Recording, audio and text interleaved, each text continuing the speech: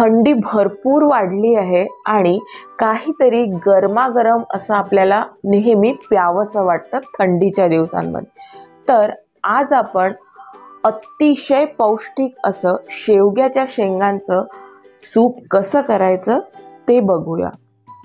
तर त्यासाठी इथे मी काय घेतलंय, 3 शेवग्याच्या शेंगा घेतल्या। जराशा अशा त्या मी थोड्या टपोऱ्यात शेंगा घेतलेल्या आहे, स्वच्छ धुवून पुसून। आपल्याला आता ह्याला कट करून घ्यायचं, असं हलकंसं मी कट केलंय आणि ह्याची जितकी साल निघेल तितकी साल काढून घ्यायची। पुन्हा आपल्याला तसंच करायचं आहे, हलके हलकेसे कट द्यायचे शेवग्याच्या शेंगेवर आणि जितकी जास्त आपल्याला साल काढता येईल तितकी जास्त ह्याची आपल्याला साल काढून घ्यायची आहे।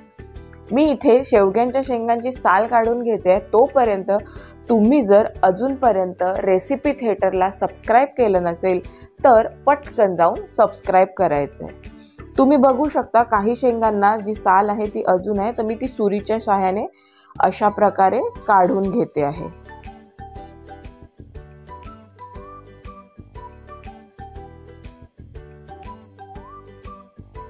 शेवग्याच्या शेंगांसोबतच आपल्याला लागणार आहे एक कांदा, एक टमाटा।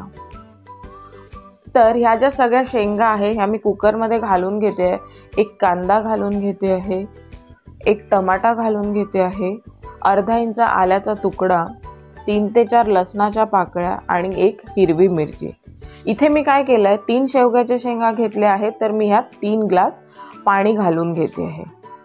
साधारण मंद आचेवर आपल्याला ह्याला शिजवून घ्यायचं। याच्या 2 शिट्ट्या काढून मी घेतल्या आहेत।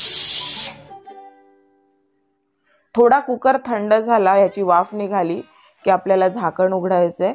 तुम्ही बघू शकता इथे या ज्या शेंगा आहे या मस्त व्यवस्थित छान शिजल्या आहेत बघा।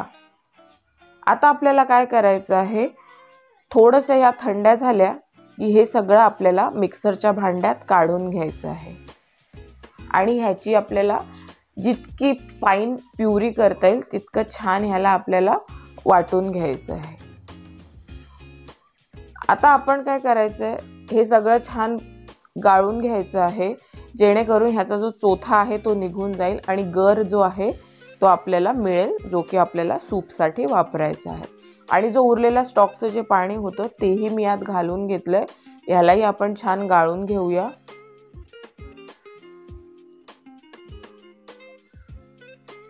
तुम्ही बघू शकता इथे आपल्याला मस्त छान व्यवस्थित गर जो आहे शेवग्याच्या शेंगांचा तो मिळाला आहे। तुम्हाला अजून हवं असेल, जे सूप आहे तुम्हाला पातळ हवं असेल तर तुम्ही यात पाणी घालू शकता। 1 चमचा साजूक तूप मी इथे गरम करून घेते आहे। त्यात 1 छोटा चमचा जिरं, 1 टेबलस्पून मी इथे हिरवे वाटाणे घालून घेते आहे, 1 टेबलस्पून गाजर चिरून घालून घेते आहे। हे सगळं आपण छान परतून घेऊया। खूप छान लागतं हे सूपला, छान याचा टेस्ट येतो। आणि यात आता आपल्याला आपण जो गर काढलेला आहे सूपसाठी, जे आपण पाणी काढलेलं आहे ते घालून घेऊया। थोडंसं मी यात चिली फ्लेक्स घालून घेते आहे, आवडीनुसार तुम्ही घालू शकता। 1 छोटा चमचा काळी मिरी पूड आणि चवीनुसार मीठ घालून घ्यायचे।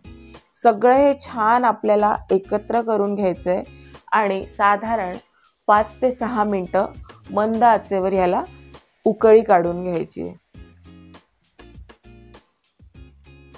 हे सगळं छान उकळतंय तोपर्यंत तुम्ही जर माझ्या फेसबुक आणि इंस्टाग्राम पेजला अजूनपर्यंत फॉलो केलं नसेल तर पटकन जाऊन फॉलो करायचं आहे। तुम्ही इथे बघू शकता आपलं शेवग्याचं अतिशय पौष्टिक असं शेवग्याच्या शेंगांचं सूप जे आहे ते तयार आहे। सर्व करूया। मस्त गरमागरम शेवग्याच्या शेंगांचं सूप आपण इथे सर्व करूया। चला तर मग तुम्ही सुद्धा अशा प्रकारे हिवाळ्याच्या दिवसात, थंडीच्या दिवसात गरमागरम अतिशय पौष्टिक असं शेवग्यांचं सूप नक्की करून पहा आणि कसं झालं ते कमेंट सेक्शनमध्ये नक्की कळवा। पाहत रहा रेसिपी थिएटर।